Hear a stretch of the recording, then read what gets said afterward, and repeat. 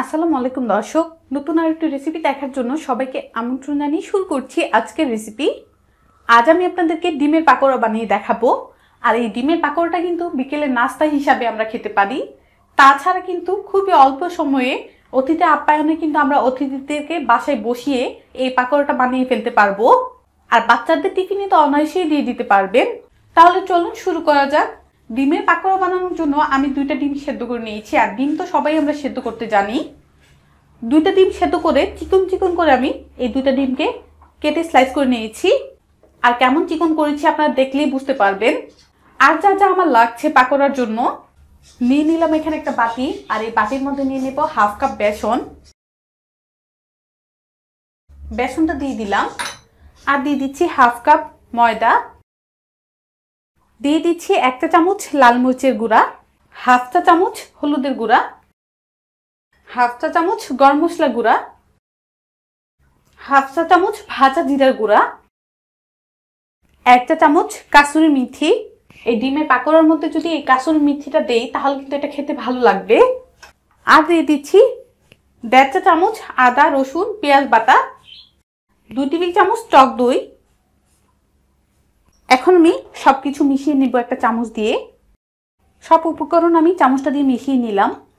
আর নিয়ে নিলাম এখানে হাফ কাপ পানি। এই হাফ কাপ পানি দিয়ে আস্তে আস্তে করে পাকোড়ার ব্যাটারটা বানিয়ে নিব। আমি এখানে হাফ কাপ নিয়েছি, পানির পরিমাণটা আমার আরও লাগতে পারে।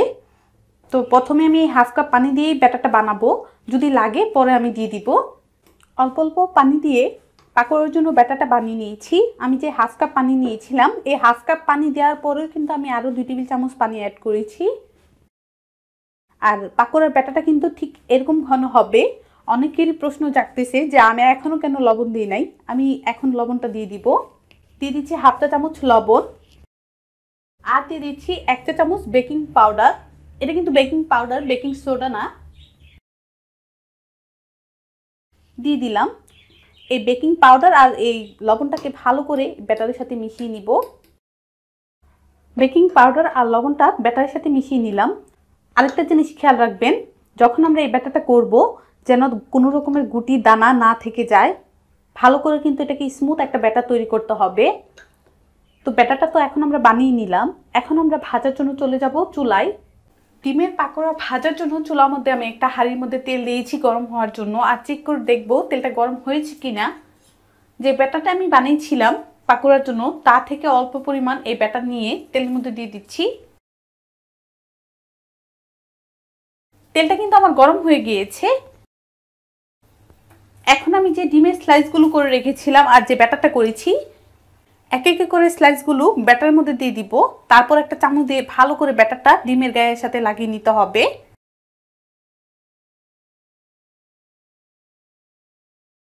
তারপর এটাকে উঠিয়ে তেলে দিয়ে দিতে হবে। আরেকটি এভাবে ব্যাটারের মধ্যে দিয়ে দিচ্ছি। সেম ভাবে এটাকে উঠিয়ে তেলে দিয়ে দিব।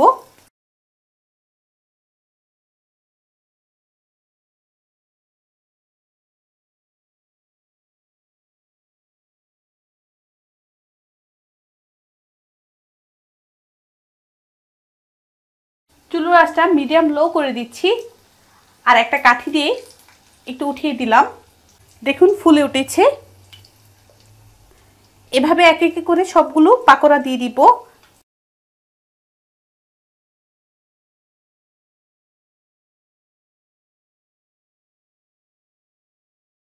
কিছু পাকোড়া আমি দিয়ে দিয়েছি। আর দেখুন সবগুলো কিন্তু ফুলে উঠেছে। এই পাকোড়াগুলো কিন্তু চুলার আঁচ মিডিয়াম করে তারপর ভাজতে হবে, তাহলে কিন্তু পাকোড়াগুলো ক্রিস্পি হবে। তো আমি আরো এই পাকোড়াগুলোকে 5 মিনিট চুলার আঁচ মিডিয়াম করে ভাজবো, তারপর আমি আপনাদেরকে দেখাচ্ছি। চুলার আঁচ মিডিয়াম করে 5 মিনিট ভেজেছি। আর দেখুন সুন্দর কিন্তু একটা কালার চলে এসেছে। তার সাথে সাথে কিন্তু সুন্দর একটা ফ্লেভারও আসতেছে। বাসায় যদি না বানান তাহলে বুঝবেনই না এটা খেতে যে কতটা মজা। তো যেহেতু এগুলো আমার ভাজা হয়ে গিয়েছে, আমি এগুলোকে উঠিয়ে নিব।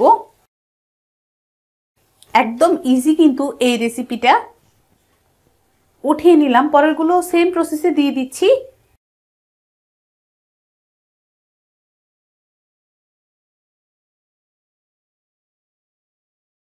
সবগুলো পাকোড়া ভেজে পরিবেশন করে নিয়েছি। দেখলেন তো কত সহজ আর ইজিভাবে সিদ্ধ ডিমের পাকোড়াটা বানানো যায়। আমার মনে হয় আপনারাও একবার অবশ্যই বাসায় ট্রাই করবেন, নিশ্চিত আপনাদেরও ভালো লাগবে। তো আশা করছি রেসিপিটি ভালো লেগেছে। ভালো লাগলে অবশ্যই একটা লাইক দিবেন, শেয়ার করবেন আর কমেন্টসের মাধ্যমে জানাবেন কেমন হয়েছে। চ্যানেলটাকে সাবস্ক্রাইব করবেন, পাশে থাকা বেল আইকনটিতে ক্লিক করবেন আরও নতুন আর সহজ রেসিপি পাওয়ার জন্য। সবাই ভালো থাকবেন, সুস্থ থাকবেন। আবারও কোনো নতুন রেসিপি নিয়ে হাজির হয়ে যাব। আল্লাহ হাফেজ।